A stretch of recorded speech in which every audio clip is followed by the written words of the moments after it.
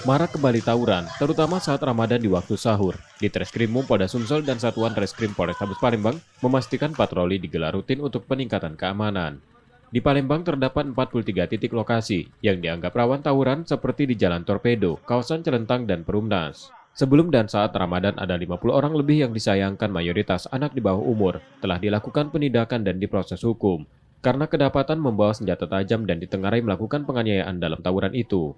Patroli cyber juga dilaksanakan menyusul media sosial, dijadikan sarana untuk janjian tawuran dan melakukan siaran langsung saat tawuran. Terhadap mereka-mereka yang melakukan tawuran maupun yang akan melakukan dengan beberapa barang bukti, baik itu pedang, lewang, celurit yang segede gaban itu panjang-panjang gitu kan. Nah itu sudah kita tindak lanjuti.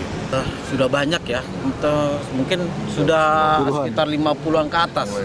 Ya. Dari awal kegiatan sebelum Ramadan loh. Ramadan itu sudah mulai indikasi tawuran tuh sudah ada. Dan rata-rata yang patut disayangkan adalah banyak anak-anak di bawah umur, maksudnya di bawah 18 tahun. Orang tua diminta mengawasi anak-anaknya dan dibutuhkan peran lain karena dikhawatirkan tawuran dapat jadi kebiasaan pada kelompok anak di bawah umur dan remaja.